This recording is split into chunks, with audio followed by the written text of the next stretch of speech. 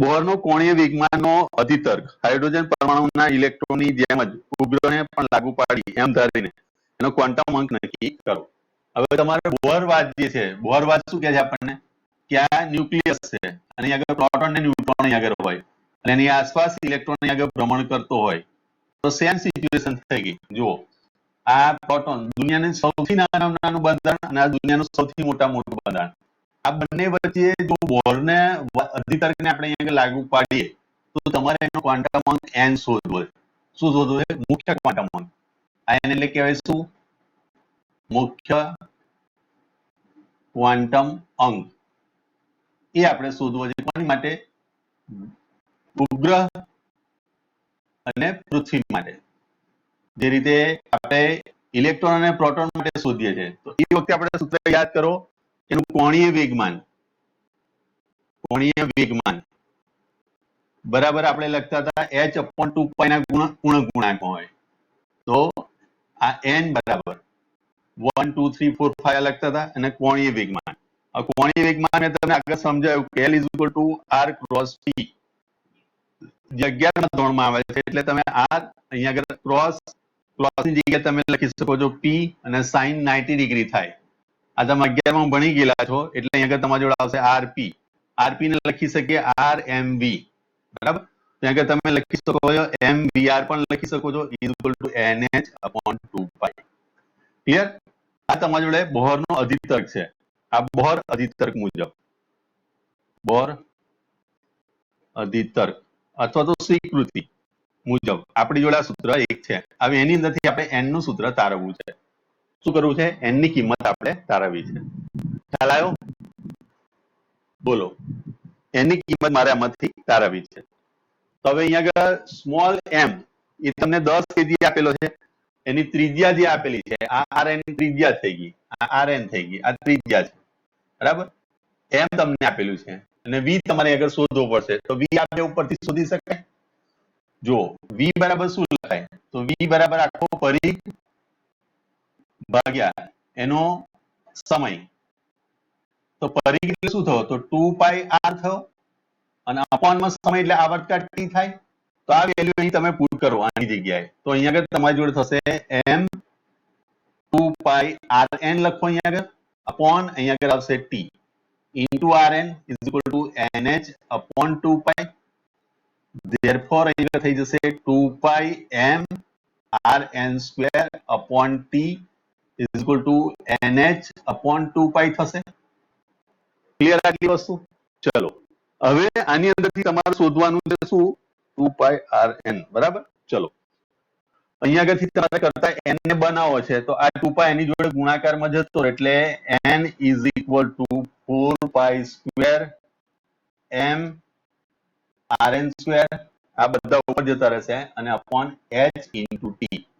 આ બધી value output કરવાની અહીંયા આગળ, બરાબર. ચલો, n બરાબર 4 3.14 નો સ્ક્વેર ગુણ્યા m. m એટલે તમને આપેલો છે કેટલો? 10 kg. તો 10, ચલો, rn નું મૂલ્ય છે 8000 કિલોમીટર એટલે 8 ગુણ્યા આ 10 ની 3 ઘાત ની આગળ ઉમેરી દેવાની જોડે 3 એટલે 10 ની 6 ઘાત થઈ ગઈ. 8 ગુણ્યા 10 ની 6 ઘાત નો સ્ક્વેર મીટરમાં ફેરવ્યું મેં. ચલો, h મૂલ્ય તમે જાણો છો 6.63 10⁻−34 into t. t બરાબર આવશે તમારી જોડે 7200. બરાબર. હવે આનું કેલ્ક્યુલેશન આપણે કરવાનું છે. ચલો, શું થશે જુઓ. અહીંયા ગયા 4, અહીંયા આગળ 3 3 તારી 9 9 ને કેલ્સી લેતા આવું. ચલો, ત્યાં સુધી તમે લોકો કેલ્ક્યુલેટર નો ઉપયોગ કરીને જવાબ લાવો. ચલો, સમજ પડે છે ને? હેલો, હા, ચલો લાવો જવાબ. ચલો, ત્યાં સુધી હું આ કેલ્સી હું લઈને આવી ગયો. ચલો, એક જ મિનિટ હો. પેલો લેગ રૂમ બંધ કરી દઉં ને એટલે તમે કદાચ આવો જાવ તો ટેન્શન નહીં આવે અંદર, બરાબર. ચલો, 10 મિનિટ 10 સિવા દિયાના કોઈ સમાચાર ભાઈ તમારા તરફથી? હેલો.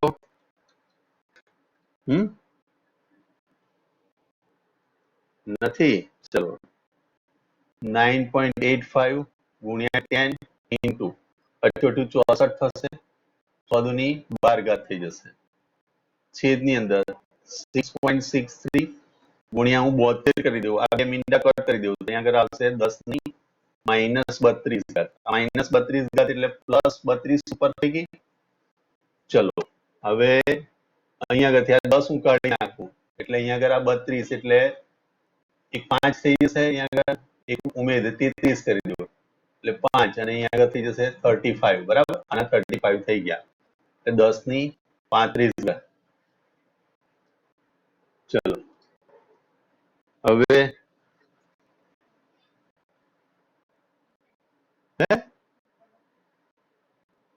શું કે તું શું કે છે? 3.1 3.14 યાર, શું તમે લોકો પાઈની કિંમત છે.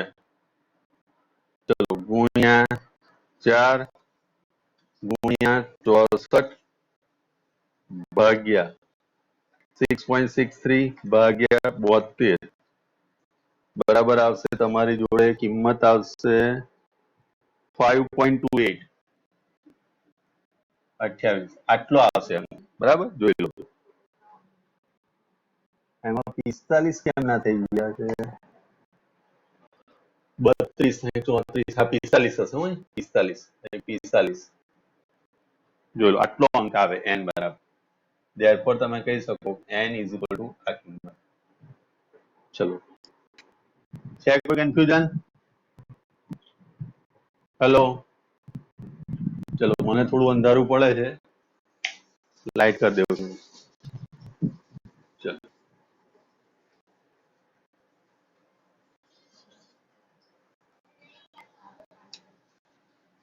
ચલો હવે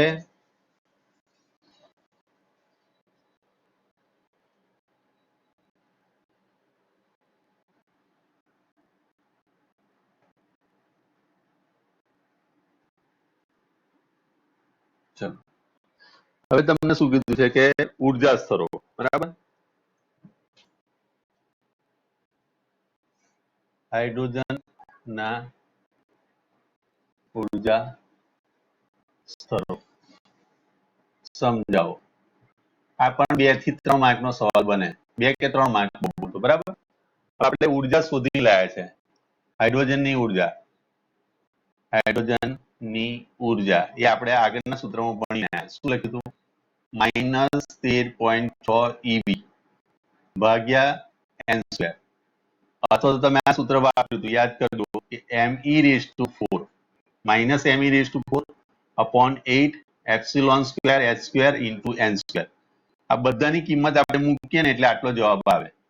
આમ તો આ બધાની કિંમત મૂકશો એટલે તમને આવશે 2.18 into 10⁻18 જૂલ અપોન અહીંયા આગળ આવશે n². અને આને મેં પછી શામાં ફેરવી છે? આપણે EB માં. એટલે અહીંયા આગળ આપણે શું કર્યું?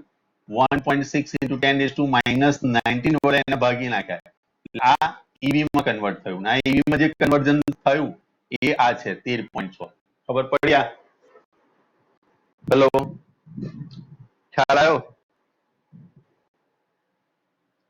હેલો, અવાજ આવે છે મારો? ઓકે, ચલો. તો આનો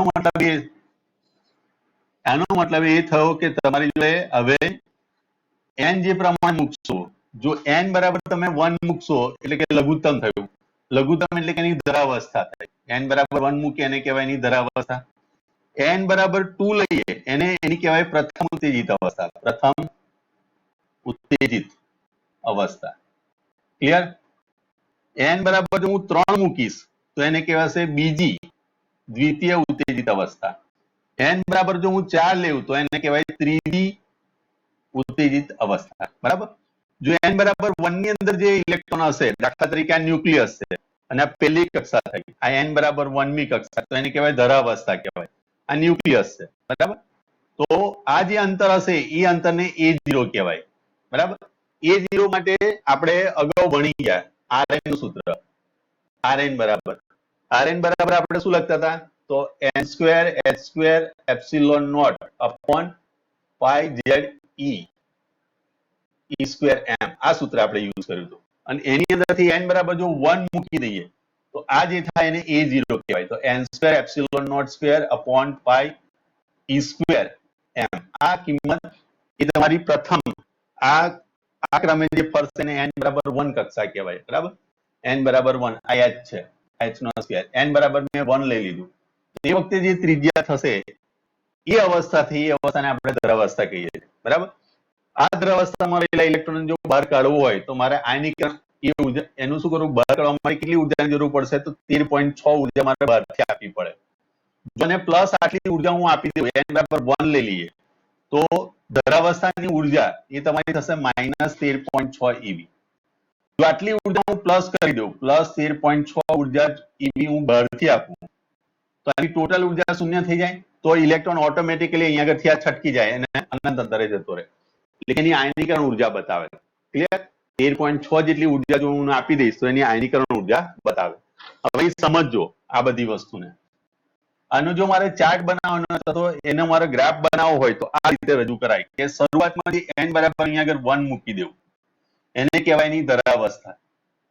જે રીતે આપણું ઘર હોય એવી રીતે એનું ઇલેક્ટ્રોનનું ઘર છે, અને એ ઇલેક્ટ્રોનના ઘર માટેની ઉર્જા છે -13.6 eV. આ ઉર્જા અહીંયા આગળ તમને બતાવી છે, ઊભી લાઈનમાં અહીંયા આગળ તમને ઉર્જા આ રીતે બતાવી હશે. એ જ રીતે એક બીજી એક ઉર્જા અવસ્થા આપી n બરાબર 2. n બરાબર 2 જે છે એને કહેવાય પ્રથમ ઉત્તેજિત અવસ્થા. પ્રથમ ઉત્તેજિત અવસ્થા. ક્લિયર? n બરાબર 2 માટે એટલે કે અહીંયા આગળ તમે n બરાબર n સ્ક્વેર હતો એની જગ્યાએ મૂકો એટલે -13.6 ભાગ્યા 2 નો વર્ગ કરો એટલે થઈ ગયા તમારી જોડે 13.6 ભાગ્યા 4 કરો એટલે 4 તારી 12. બરાબર, 4 તારી 12 એટલે 3.4 સમથિંગ આવશે. અહીંયા તમારો જવાબ આવશે -3.4 eV. આટલી ઉર્જા આવશે. એ જ રીતે અહીંયા આગળ n બરાબર 3 મૂકો એટલે 9 થઈ જાય. એટલે આપણી ઉર્જાનું સૂત્ર અહીંયા આગળ 3 માટે લખવા જાવ એટલે -13.6. n ની જગ્યાએ 3 મૂકો અને એનો વર્ગ કરો એટલે આવશે -13.6 ભાગ્યા 9. તો 9 એકા 9 થઈ જશે. પહેલું 1.85 સમથિંગ આવશે. એટલે કે n બરાબર 3 માટેની જે ઉર્જા આવશે એ તમારી -1.85 eV. ક્લિયર? હવે એ રીતે તમે આગળ વધશો એટલે ચોથી ઉર્જા માટે n બરાબર 4 માટે અહીંયા આગળ તમારે આવશે -0.85 eV. આ રીતે તમારી જોડે ઉર્જા આવશે 1.51 છે, 51. ક્લિયર? એ જ રીતે અહીંયા આગળ તમે આગળ વધો એટલે પાંચમી આવે, પછી એકદમ નજીક બધા ગાળાઓ, એકદમ નજીક ગાળાઓ બધા આવશે. આ બધા બરાબર, એકદમ નજીક ગાળા, એકદમ જેને આપણે બહુ નાના મૂલ્ય થઈ જશે ને અહીંયા આગળ છેલ્લે n બરાબર ઇન્ફાઇનિટી આવશે, તેને આગળ આવશે 0 eV. તો મારે અહીંયા આગળથી અહીંયા આગળ જવું હોય તો મારે કેટલી પ્લસ ઉર્જા આપવી પડે? 13.6 eV આપવી પડે. તો ઇન્ફાઇનાઇટ કક્ષામાં જાય, એનું આયનીકરણ થઈ જાય એવું કહેવાય. શું કહેવાય એને? આયનીકરણ થયું એવું કહેવાય. આ અહીંયા આગળથી ઇલેક્ટ્રોન તમે બહાર કાઢી શકો છો. સમજ પડે છે આ બધી વસ્તુ? હેલો, જો કોઈ કન્ફ્યુઝન? આ ચાર્ટ દોર્યો એમાં? ઓકે, ચલો હવે અહીં આગળ સમજો. હવે એની પ્રથમ ઉત્તેજિત અવસ્થા એટલે શું? તો પ્રથમ ઉત્તેજિત અવસ્થા એટલે આ તમે પ્રથમ ઉત્તેજિત અવસ્થામાં ઇલેક્ટ્રોન અહીંયા આગળથી તમે અહીંયા આગળ લાવો છો એ વખતે તમે અહીંયા આગળ જુઓ એની ઉર્જા E બરાબર, તો અંતિમમાંથી પ્રારંભિક બાદ કરો તો E2 માઇનસ E1. આ E1 કહેવાય, આ E1, આ E2 કહેવાય. તો ચલો E2 એટલે શું છે? તો -3.4, 3.4 જ છે ને, 3.40 બરાબર, માઇનસ 13.6. અહીંયા આવશે -3.40 માઇનસ પ્લસ 13.6, therefore આવશે 13.6 અને 3.4 એટલે અહીંયા આગળ આવશે 20, અહીંયા આગળ 10 એટલે 10.2 eV. એનો મતલબ એ થયો કે અહીંયા આગળ પ્રથમ કક્ષામાં રહેલો ઇલેક્ટ્રોન, ધરાવસ્થામાં રહેલા ઇલેક્ટ્રોનને પ્રથમ એટલે કે n બરાબર 2 માં લઈ જવું હોય તો એની જોડે જરૂરી ઉર્જા કેટલી થશે? તો 10.2 eV ઉર્જા આપો તો n બરાબર 2 માં જાય. બરાબર, સમજ પડી? હેલો, ખ્યાલ આવ્યો? ઓકે. એ જ રીતે અહીંયા આગળ n બરાબર દ્વિતીય, આ તમારી બીજી અવસ્થા છે, આ બીજી ઉત્તેજિત અવસ્થા. જો ઇલેક્ટ્રોન મારે અહીંયા અહીં લઈ જવો છે તો અહીંયા શું લખાશે E બરાબર E3 માઇનસ E1. E3 કેટલું છે તો -1.51 પેલું માઇનસ 13.6 eV તો અહીંયા થશે -1.51 પ્લસ 13.6 તો 13.6 ઓછા 1.51 અહીં 5 રહેશે અહીંયા આગળ થઈ જશે 10 10 એટલે અહીં થશે 9 અહીંયા આગળ આવશે 12.09 અહીંયા આગળથી અહીંયા આગળ જવા માટેનું લાગતી ઉર્જા 12.09 eV. આ રીતે બધી ઉર્જાઓ તમે ગણતરી કરી શકો છો અને એને સમજાવી શકો છો. સમજ પડી? જેમ જેમ તમે ઉપરની તરફ જતા જાવ છો તો એમ અહીંયા આગળથી તમે જોશો 5 થી ઉપરની અહીંયા આગળ કક્ષાઓ બહુ નજીક નજીક આવી જાય છે. જ્યારે એને 13.6 eV ઉર્જા આપશો એટલે સંપૂર્ણ મુક્ત થઈ જાય એટલે કે એની આયનીકરણ ઉર્જા બતાવે. બરાબર? આ બધી વસ્તુ અહીંયા આગળ તમને આપેલી છે. એમાં છેલ્લે લખેલું છે કે સમીકરણ 12.19 પરથી હાઇડ્રોજન પરમાણુ સ્થાયી અવસ્થાઓની ઉર્જા સ્તર આકૃતિ 12.8 ની અંદર આગળ દર્શાવેલ છે. મુખ્ય ક્વોન્ટમ અંક n ઉર્જાના ચડતા ક્રમમાં સ્થાયી અવસ્થા દર્શાવે છે. આકૃતિમાં ઉચ્ચતમ ઉર્જા સમીકરણ 12.19 માં n બરાબર ઇન્ફાઇનાઇટ ને અનુરૂપ છે. તે ઉર્જા તમને 0 બતાવી. આ n બરાબર ઇન્ફિનિટી આપે એટલે એ વખતે તમને 0 ઉર્જા મળે. બરાબર? પરમાણુની આટલી ઉર્જા જ્યારે ઇલેક્ટ્રોનની ન્યુક્લિયસથી સંપૂર્ણ દૂર r બરાબર ઇન્ફાઇનાઇટ થઈને સ્થિર હોય ત્યારે છે. જેમ n વધતો જાય તેમ ઉત્તેજિત અવસ્થાની ઉર્જા કેવી વધુ ને વધુ નજીક આવે. જેમ જેમ તમે n વધારતા જાઓ તેમ તેમ આ બધી ઉર્જાઓ કેવી એકદમ નજીક નજીક આવી જશે. બધા ઉર્જા સ્તર એકબીજામાં ભળી જતા ને એવો તમને લાગશે. બરાબર? ચલો આ ઉર્જા સ્તર થયા. આની અંદર તમે જોઈ લો, સમજ ના પડે તો મને પૂછી લો. બરાબર? જોઈ લો. ચલો વાંચી લો એકવાર.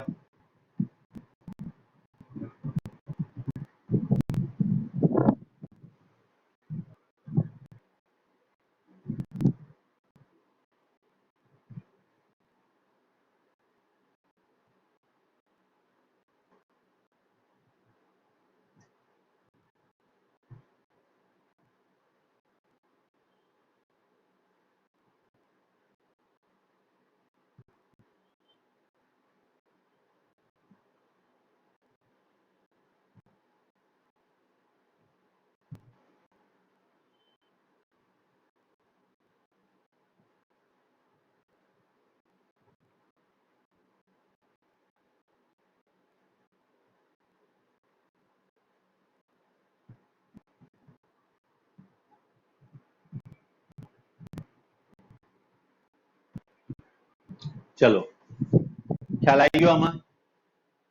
કોઈ કન્ફ્યુઝન?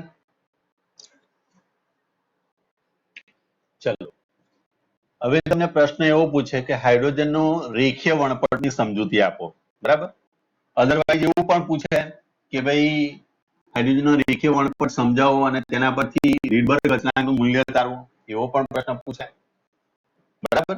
અથવા તો રેખીય વણપટમાં મળતી રેખીય વણપટની અંદર આવતા શોષણ વણપટ અને ઉત્સર્જન વણપટની ચર્ચા કરો. આ રીતે તમને પ્રશ્ન પૂછી શકે છે. બરાબર? તમને આવો પણ પ્રશ્ન પૂછે કે હાઇડ્રોજન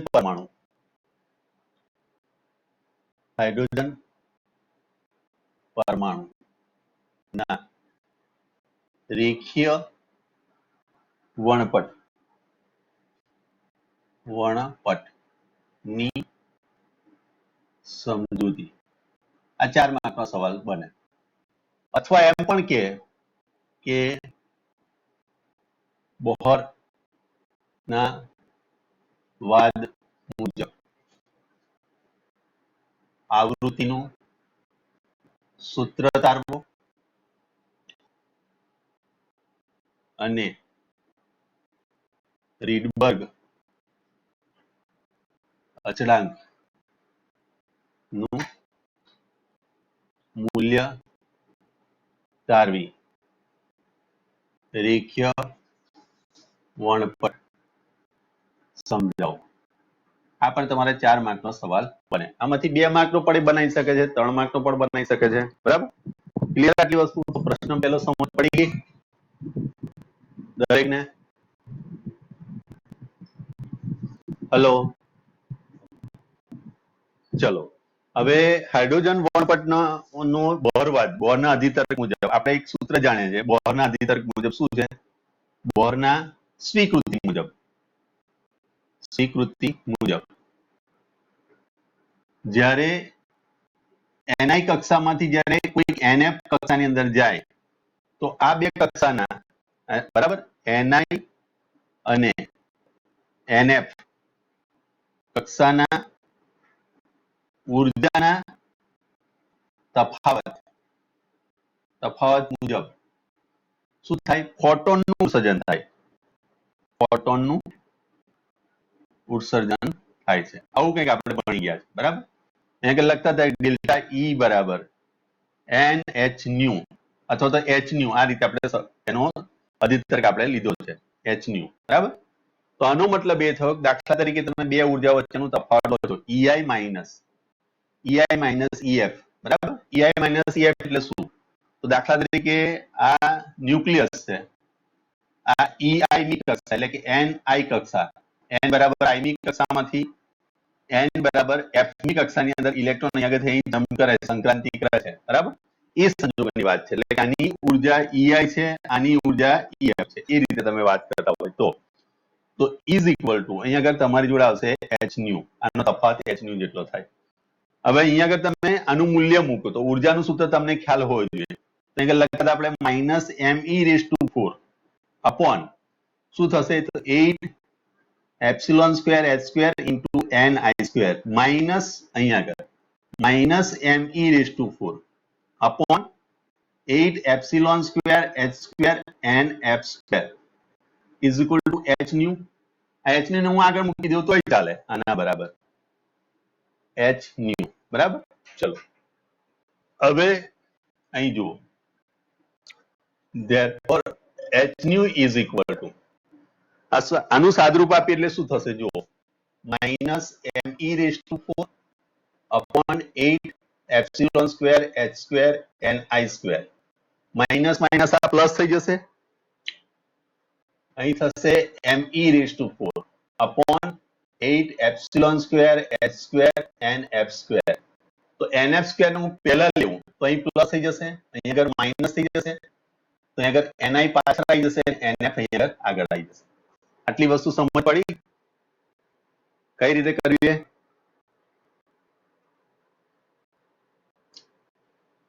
હલો, સમજ પડ્યા? ઓકે, ચલો. આની અંદરથી હું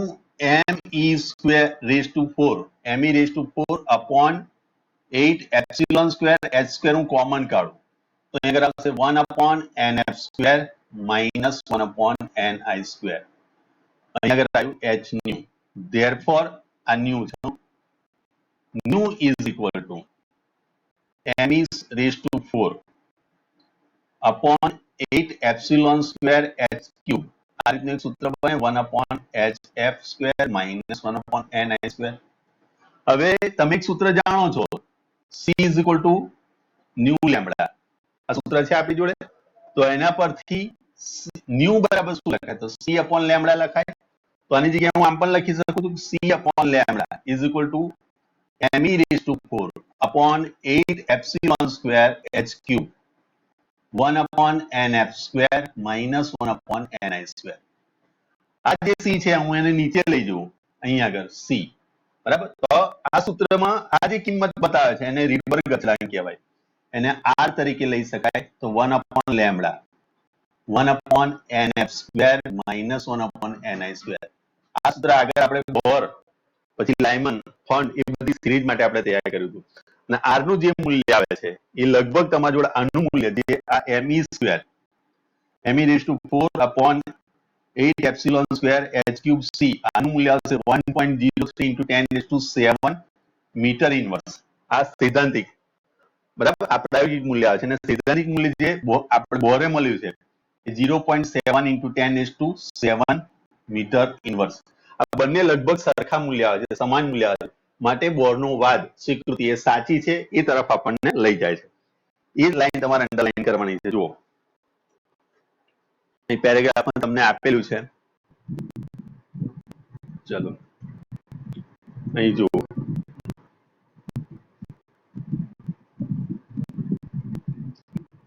આ લાઈન દેખાશે તમને. આ મૂલ્ય દેખાયું? આ સૂત્ર પરથી આ મૂલ્ય આવ્યું છે 1.03 ઇન્ટુ અને પ્રાયોગિક એટલે આનુભવિક મૂલ્ય પરથી આપણે આ મૂલ્ય લાવ્યા છે 1.097 વાળું બરાબર 097 વાળું અહીં 097 અહીં 97 બરાબર ક્લિયર તો એના પરથી આપણને જો છેલ્લી લાઈન છે અંડરલાઈન કરજો કે રીડબર્ગના અચળાંકના સૈદ્ધાંતિક અને પ્રાયોગિક મૂલ્યની સમાનતા એ બોર મોડેલને પ્રત્યક્ષ નોંધપાત્ર સમર્થન પૂરું પાડે છે બરાબર અંડરલાઈન કરજો આના મૂલ્ય પરથી બરાબર ચલો આટલી સમજૂતી થઈ ગઈ તો કદાચ કોઈક વાર આટલું પૂછે તો તમને આટલેથી આટલું એ 2 ગુણની અંદર પૂછે હવે તમારે એનો રેખીય વર્ણપટ અને શોષણ વર્ણપટ અહીંયા તમારે એને સમજાવવાનો છે બરાબર તો આપણે રેખીય વર્ણપટ અને એનો ઉત્સર્જન વર્ણપટ બંનેની સમજૂતી આપીએ એટલે રેખીય વર્ણપટ આપણને મળે બરાબર એની સમજૂતી આપીએ ચલો પાવર નથી એટલે એકવાર 10 મિનિટ વાળું થશે પછી હું જોઈન્ટ નહીં થવું કારણ કે પાવર પછી જતો રહે તો મારે ઇન્વર્ટર પર હું તમને ચલાવું છું બરાબર એટલે ફરી આપણે કાલે જોઈશું બરાબર આટલું અત્યારે તમે સમજી લો ચલો જો હવે તમારે અહીંયા આગળ આ ઉર્જા સ્તર બતાવવાના છે અહીંયા આગળ n બરાબર 1 મૂકવાનું છે આ n બરાબર 2 n બરાબર 3 n બરાબર 4 n બરાબર 5 n બરાબર 6 બરાબર ચલો હવે જ્યારે તમે આ સૂત્રની અંદર 1 upon lambda is equal to r 1 upon મેં આવું કંઈક લખ્યું હતું nf square minus 1 upon ni square બરાબર ચલો તો આ સૂત્રની અંદર જો તમે n બરાબર 1 લઈ લો અહીંયા આગળથી આની કિંમત જ્યારે 1 મૂકશો અહીંયા આગળ n બરાબર તમે 1 લઈને ચાલજો બરાબર અહીંયા આગળ તમારી કિંમત થશે n બરાબર 2 થી અહીં 1 લીધું હોય તો તમારે 2 લેવું પડે તો n બરાબર 2 થી તમે શરૂ કરો બરાબર તે વખતે અહીંયા આગળ 1 થઈ જશે એટલે અહીં આનો સ્ક્વેર 1 સ્ક્વેર અહીંયા આગળ 2 સ્ક્વેર n બરાબર 2 3 4 થી તમે શરૂ કરતા હોય તે વખતે તમને લાયમન શ્રેણી મળે કઈ શ્રેણી લાયમન શ્રેણી યાદ કરી લોજો તમારે પેજ નંબર પર જવું હોય તો તમે જોઈ શકો બરાબર તો n બરાબર 2 થી શરૂ કરીને અહીંયા આગળ 1 તરફ આવું પછી 3 થી શરૂ કરીને 1 તરફ આવું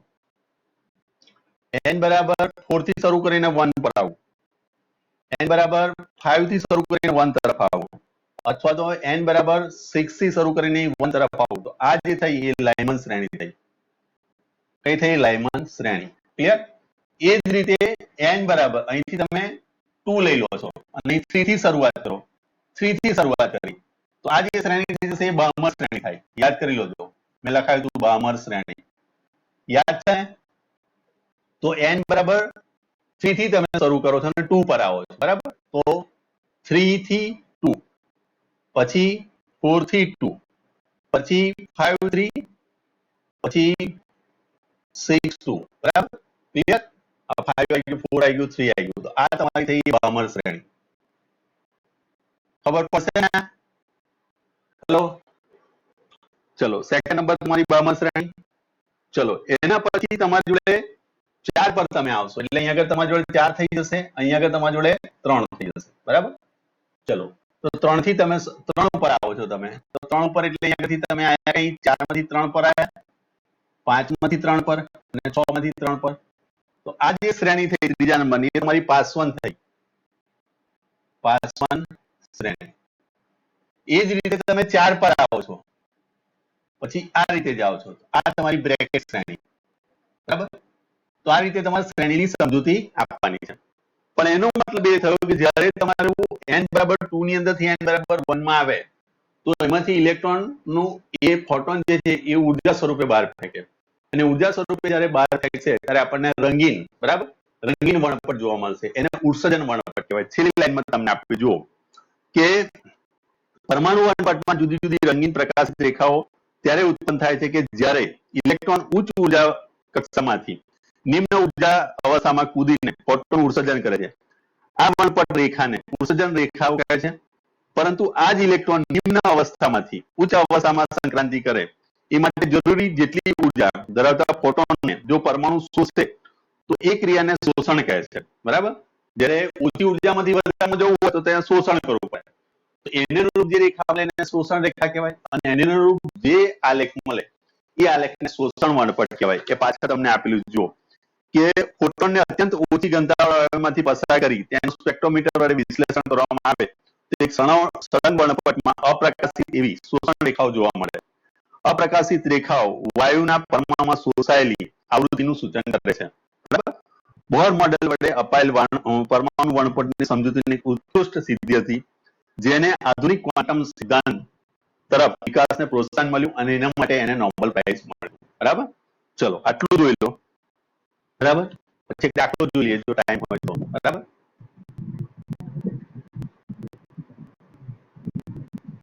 ચલો સમજ પડી એટલે હેલો ઓકે. ચલો તો પછી આજે હું આટલું લખું છું કારણ કે પાવર નથી મારે. બરાબર.